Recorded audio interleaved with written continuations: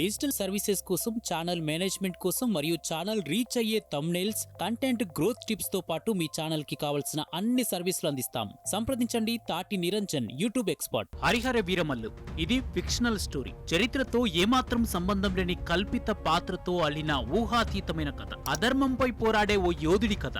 హిందువుగా బతకాలంటే పన్ను కట్టాలన్న ఔరంగజేబుపై వీరమల్లు చేసిన యుద్ధమే హరిహర వీరమల్లు కథ.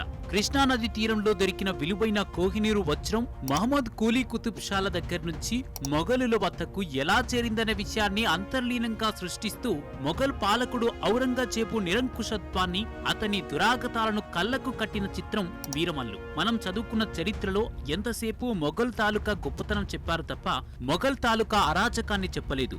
హిందువుగా బతకాలి అంటే జజియా పన్ను కట్టాలనే దారుణమైన పరిస్థితుల్లో తన ధర్మాన్ని కాపాడుకోవడం కోసం హరిహర వీరమల్లు ఎలాంటి యుద్ధాన్ని చేశాడు అన్నదే వీరమల్లు కథ. పవన్ కళ్యాణ్ నుంచి స్ట్రేట్ తెలుగు సినిమా ప్రేక్షకుల ముందుకు రాక చాలా కాలమైంది. వకీల్ సాబ్, భీమ్లా నాయక్, బ్రో వంటి రీమేక్ల తర్వాత పవన్ చేసిన straight cinema Harihara Veeramallu. A M Ratnam నిర్మించిన ఈ సినిమాకు క్రిష్, జ్యోతికృష్ణ దర్శకులుగా వ్యవహరించారు.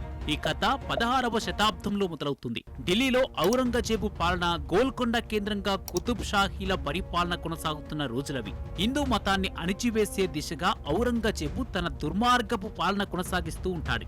అప్పట్లో కొల్లూరులో వజ్రాల వేట కొనసాగుతూ ఉండేది. అందువలన గోల్కొండ ద్వారా ఢిల్లీకి వజ్రాల తరలింపు జరుగుతూ ఉంటుంది. అలా కొల్లూరులో బయటపడిన కోహినూరు వజ్రం ఢిల్లీలోని మొఘల్ రాజు ఆధీనంలోకి వెళ్తుంది.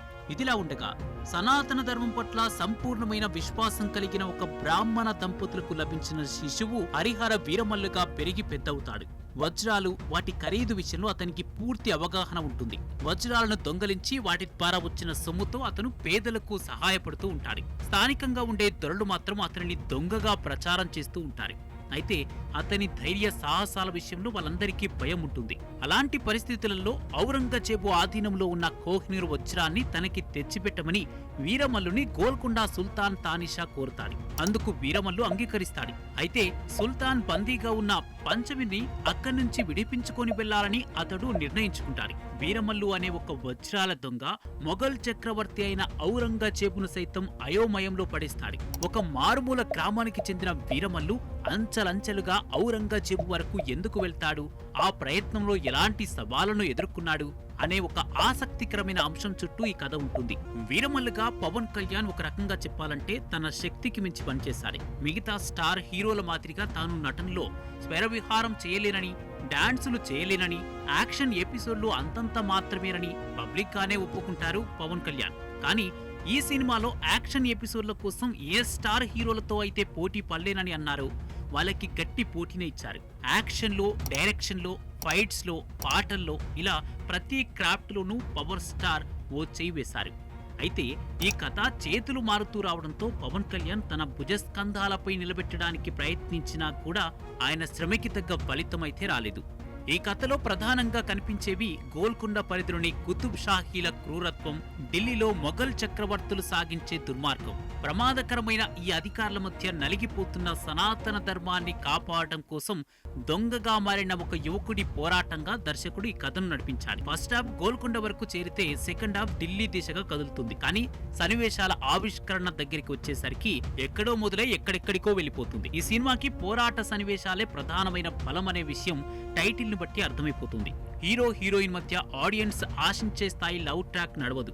విసన్న, అప్పన్న, సుబ్బన్న పాత్రలను వీరమల్లుకి టీమ్ గా ఎందుకు సెట్ చేశారనేది మనకి అర్థం కాదు. ఎందుకంటే ఆ పాత్రల వైపు నుంచి ఎలాంటి కామెడీ కంటెంట్ రాలేదు. ఆ పోరాట సన్నివేశాలు కొత్తగా డిజైన్ చేయలేదు. ఇక తెరపై చాలా మంది కనిపించినా మాట్లాడుకోవాల్సింది ఇద్దరి గురించే. ఒకరు పవన్ అయితే మరొకరు బాబీ డియోల్. ఎవరి స్టైల్తో వాళ్ళు ఆకట్టుకున్నారు. వాళ్ళ తర్వాత అంటే ఎవరూ కనిపించరని చెప్పాలి. వీరమల్లుకు కీరవాణి మ్యూజిక్కే బ్యాక్ బోన్. సాంగ్స్ పర్వాలేదు, మరీ గుర్తించుకుని మళ్లీ మళ్లీ పాడుకునేంత గొప్ప పాటలు అయితే ఇవ్వలేదు, కానీ బ్యాక్గ్రౌండ్ స్కోర్ తో మెప్పించారు. కీరవాణి బాణీలలో కొల్లగొట్టినాదిలో సాంగ్ హుషారుగా సాగింది. ఇక సందర్భానికి తగినట్టుగా నేపథ్య సంగీతం సాగుతుంది. మనోజ్ పరమహంస, జ్ఞానశేఖర్ కెమెరా పనితనం ఆకట్టుకుంటుంది. ఇక పవన్ మార్క్ మ్యాండ్రిజానికి తగిన డైలాగ్స్ కూడా పడలేదని చెప్పాలి. మొత్తంగా వీరమల్లు సినిమా మొత్తంలో పవన్ అభిమానులకు నచ్చేది ఆయన చేసిన మ్యాజిక్ అనొచ్చు. స్క్రిప్ట్ దగ్గర నుంచి కొన్ని జాగ్రత్తలు తీసుకుని ఉంటే ఇది పవన్ క్రేజ్ కి తగిన మూవీ అయ్యేదేమో.